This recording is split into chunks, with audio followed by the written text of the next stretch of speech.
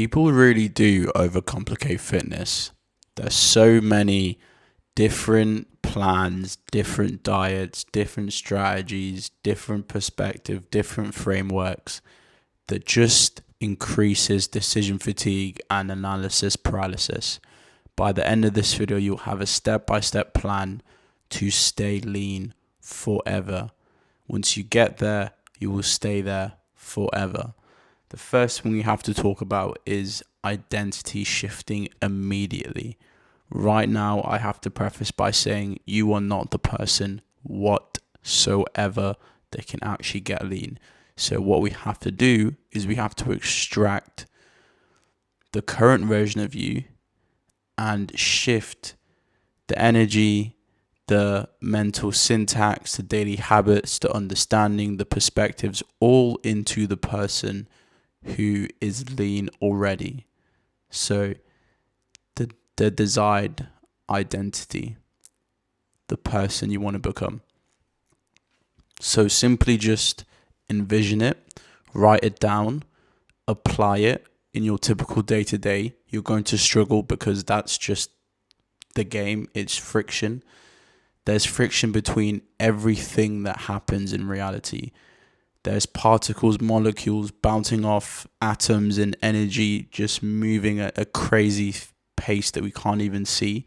So friction is the reason why, you do something and it's so difficult. So you naturally it's like an elastic band. You just come back to baseline. So shifting your identity is the fastest thing you can do to hold yourself in being consistent with those daily inputs, because that's really what we want to be doing. We want to make sure that you have sustainable daily inputs that is essentially going to make it effortlessly simple. The next thing is having whole foods that you enjoy eating on rotation. So having a set amount of whole foods in combination. So that could be things like sweet potato fries with steak. That could be having 0% Greek style yogurt with strawberries, blueberries, and some syrup in that. 0 sugar, no calorie. Or is it zero? I guess just 0 sugar. Syrup.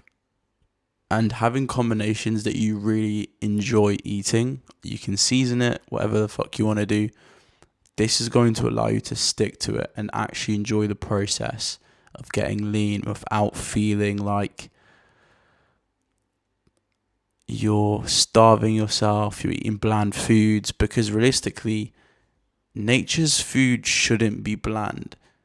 It's only bland because the food industry has absolutely just got you addicted to some sort of ultra processed food that I don't even know what that is. You could be addicted to having pizzas every weekend. You could be addicted to crisps, sweets, all of these things. And what that is done, it is changed your taste buds to not like food that is specifically made for us by nature to be consumed, not by something that has 300 flipping chemical compounds just to make sure that you eat more, right? And that's something that you need to understand. It's really just about creating your own conveyor belt of foods that you make that gets you lean and you can stick to. So obviously you're going to have to trial and error that as well. Another thing is to stay lean forever and get lean, you have to make sure that you're not being sedentary. So what do I mean by sedentary is you're not sleeping all day, you're not sitting all day, you're just active.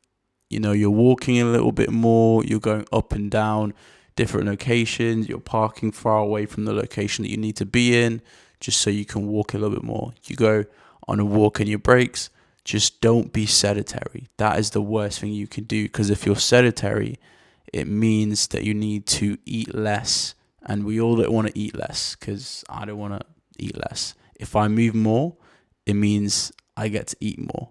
So that's always a great thing, right? Especially if you want to be consistent in a deficit. The reason why you're not in shape and you have never seen abs, or maybe you have seen abs in your peak years, is simply because you just haven't been in a deficit for longer. And you didn't really trial and error for a longer period of time to figure out how to actually maintain this deficit and keep it sustainable. Because like everything, there's always a positive and negative effect. The positive effect of going aggressive is that you'll lose weight rapidly, but the negative effect is it's never sustainable ever. I don't think I've seen anyone do an aggressive cut for the rest of their life, right? It's just not a thing. But then you'd be like, oh, the time frame I've got to make it in between. Whenever you start obsessing about the outcome, you immediately lose. So it was your expectation, because you've given yourself a couple of weeks, never happening. If you space it, if you space it out to at least 2 to 3 months minimum, then you'll be all right with any sort of event coming up or anything that is a special occasion for yourself. A lot of people, their expectations is so warped, and it's simply because of all the people that you listen to. People will promote ultra processed foods and be like, oh, well, I can have 2 pizzas. Well, you didn't have 2 pizzas every other day, every week to get to that physique, mate. You got to that physique, and now you're telling people that you can have these foods. That doesn't even make sense.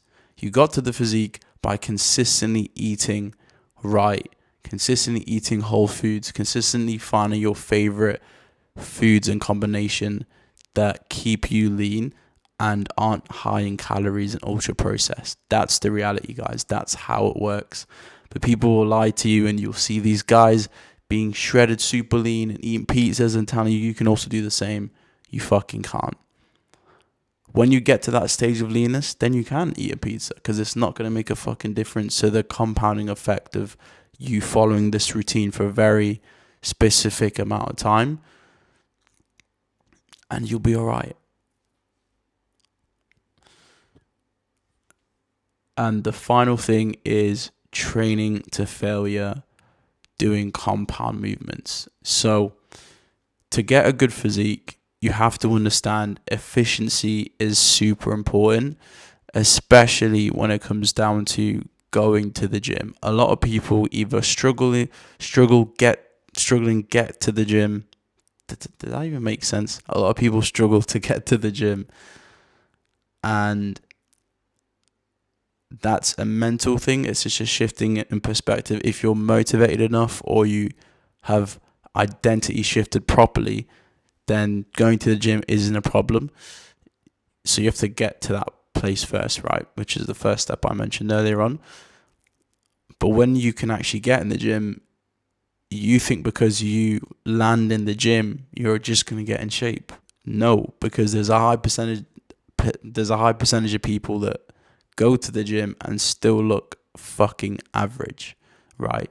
They might have built a little bit of muscle, or a decent or great amount of muscle on their physique, but you'll never actually see the definition of what they built, because they themselves can't even understand the process of getting lean, or they simply just can't stick to it.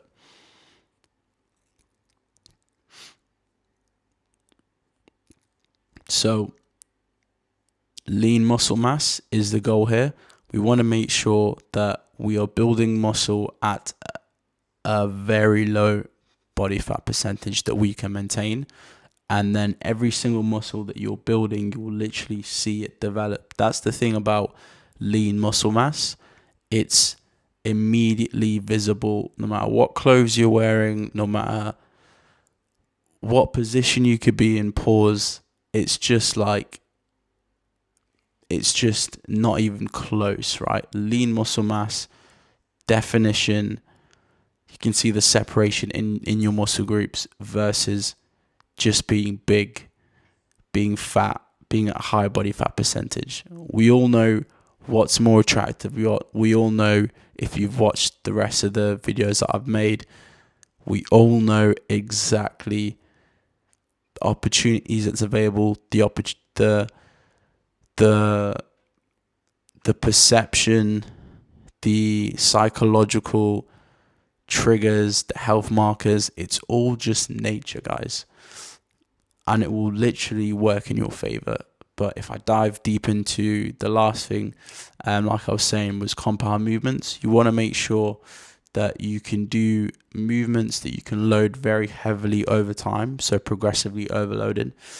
And obviously that just means that you're training really hard, so you're pushing yourself to get an extra rep, and then when you do above, let's say 8 to 9 to 10 reps, then that's when you'd move up in weight. So you'd move up by 2.5 kg, 5 kg, 5 pounds, whatever weight you want to do, and gradually just get stronger. So your key metrics for compound is barbell curling, 60 kg benching, incline benching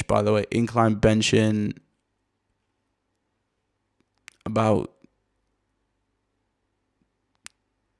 200 pounds, 100 kg, 90 kg. That's for respect to incline bench.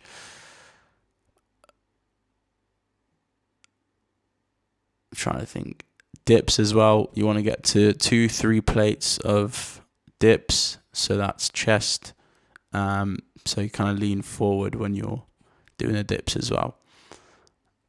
And by following this strategy, guys, honestly, give yourself 2 to 3 to 4 months of just sticking to this. That's all you need to do. Just block out the noise that's all around us, because it just knocks you off your path, and it just increases analysis paralysis. You just try out too many different things, and then you think because you heard this from someone else, oh, it's going to work, and then it doesn't work.